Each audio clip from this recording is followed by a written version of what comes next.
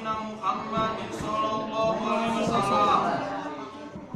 Salamu ala ajmain amma ba'du. Para penuntut ilmu sekalian yang berbahagia yang dirahmati Allah Subhanahu wa taala, pertama-tama marilah kita panjatkan puji serta syukur kehadirat Allah Subhanahu wa taala karena atas berkat rahmatnya kita dapat berkumpul di tempat ini. Salawat serta salam marilah kita junjungkan kepada Habibana wa Nabiyana Muhammad sallallahu alaihi wasallam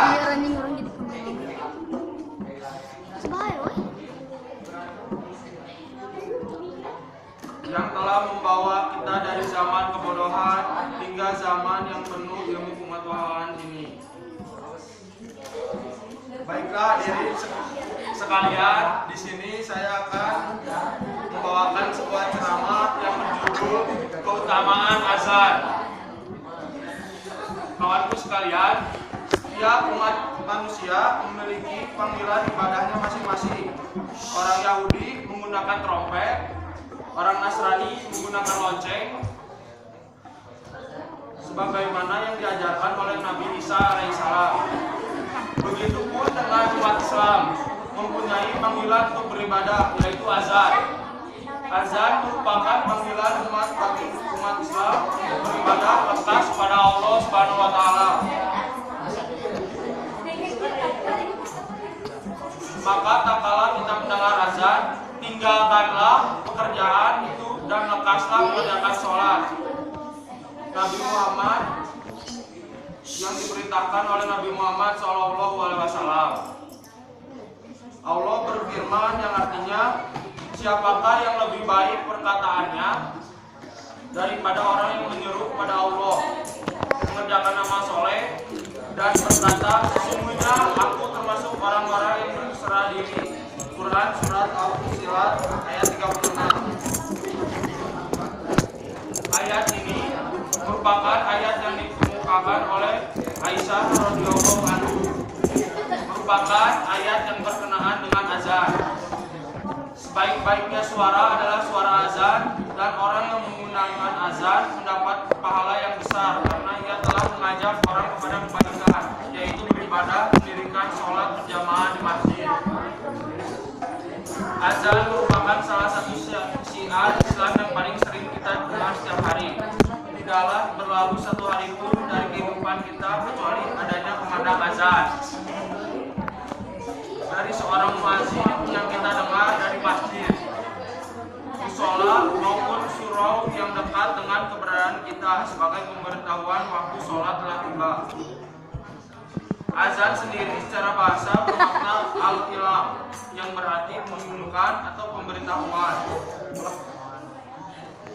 Adapun secara syar'i, azan adalah pemberitahuan, maksudnya waktu sholat dengan lafaz yang khusus.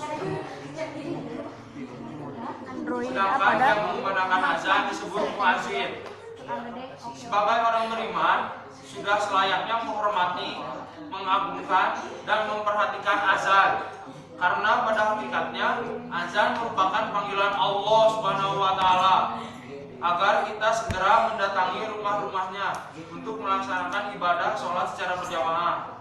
Dalam ajaran Islam, azan memiliki keutamaan yang menunjukkan bahwa azan merupakan sesuatu yang harus kita agungkan, bukan malah merendahkannya azan.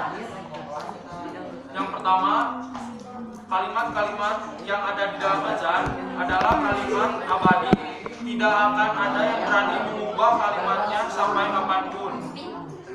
Kalaupun ada yang berani mengubahnya, pastilah tidak akan bertahan lama, dan pasti orang-orang yang beriman akan melakukan amar ma'ruf nahi munkar dengan tangannya, lisannya maupun hatinya.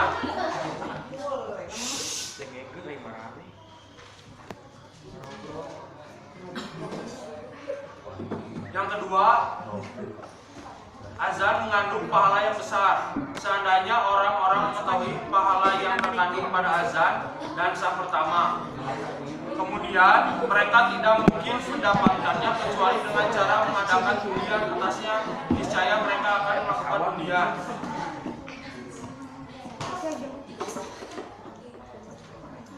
hadis yang berbunyi qala sallallahu alaihi wasallam an-nizam was-sofi ahwali summa lam yajidu illa amyan tabi'in alaihila tasdamu walau ya'lamuna ma bittahjirola tasbahu. Yang ketiga, azan untuk pengusir setan. Apabila azan untuk sholat yang dikumandangkan, maka setan akan berlari terkentut-kentut sampai tidak mendengar azan. Hadis riwayat Bukhari dan Muslim.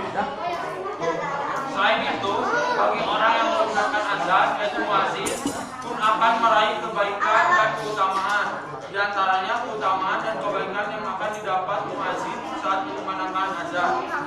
Pertama, mendapatkan ampunan Allah Subhanahu wa taala dan dibanggakan olehnya. Tuhanmu takjub kepada seorang pengembala domba di puncak bukit di gunung.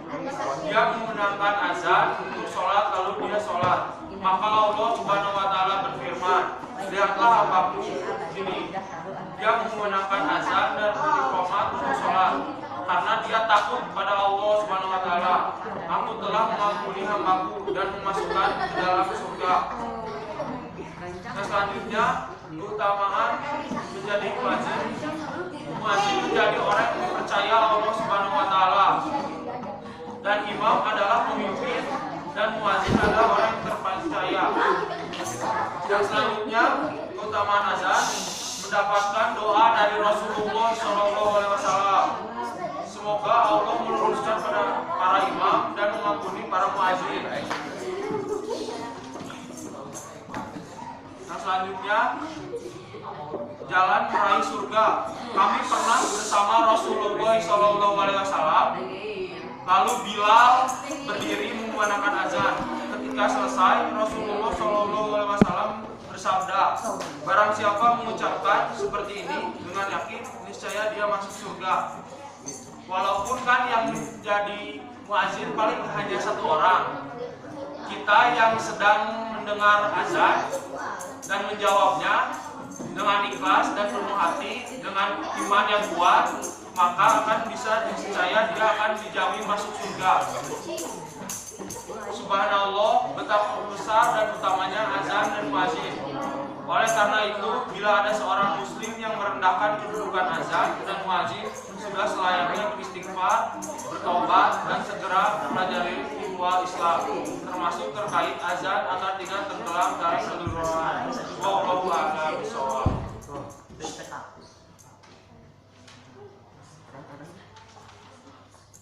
Fakta unik lainnya, ada fakta unik di dalam azan ini, bahwa azan sudah miliaran kali dikumandangkan sejak 14 abad lalu. Azan dikumandangkan 5 kali sehari. Semenjak azan pertama kali dikumandangkan 14 abad yang lalu hingga saat ini, tak dapat dihitung berapa juta kali azan telah dikumandangkan. Anggaplah setahun 365 hari. Jika 14 abad adalah 1400 tahun, maka 1400 tahun dikali 356 hari, yaitu 50 juta hari. Dalam satu hari, azan 5 kali dikumandangkan, sehingga sedikitnya azan telah dikumandangkan 2.500.000 kali. Jika dalam satu hari ada 1 juta muslim di dunia yang menggunakan azan, jadi azan telah dikumandangkan sebanyak 2,5 triliun kali. Subhanallah. Maka azan tak akan dikumandangkan hingga hari kiamat. Fakta unik lainnya, bumi berbentuk bulat. Ini menyebabkan terjadinya perbedaan waktu sholat di setiap daerah. Ketika azan telah selesai berkumandang di satu daerah, maka selanjutnya azan berkumandang di daerah lain. 1 jam setelah azan selesai di Sulawesi, maka azan segera bergema di Jakarta, lalu disusul pula di Sumatera. Dan azan belum berakhir di Indonesia, maka dia sudah mulai di Malaysia, Burma adalah di baris berikutnya. Dan dalam waktu beberapa jam dari Jakarta, maka azan mencapai Dhaka, ibu kota Bangladesh. Dan begitu azan berakhir di Bangladesh, maka ia telah dikumandangkan di barat India, dari Kalkula ke Srinagar, kemudian terus menuju Bombay dan seluruh kawasan India. Srinagar dan Sialkot memiliki waktu azan yang sama. Perbedaan waktu antara Sialkot, kota Karachi, dan Gowada, sebuah provinsi di Pakistan, adalah 40 menit, dan dalam waktu ini azan fajar telah terdengar di Pakistan. Sebelum berakhir di sana, dia telah dimulai di Afghanistan dan Muscat. Perbedaan waktu antara Muscat dan Baghdad adalah 1 jam. Azan kembali terdengar selama 1 jam di wilayah Hijaz. Perbedaan waktu antara Baghdad dan Istanbul dan Mesir adalah 1 jam. Azan terus bergema di Syria, Mesir, Somalia, dan Sudan selama jam tersebut. Perbedaan waktu antara timur dan barat Turki adalah 1,5 jam, dan pada itu sebuah azan dikumandangkan. Keesaan Allah dan kenabian Muhammad selalu dimulai dari bagian ujung Pulau Indonesia. Dan begitu seterusnya azan terus berkumandang di bumi ini dan tidak pernah berhenti hingga hari kiamat terjadi. Subhanallah. Demikian ceramah singkat dari saya.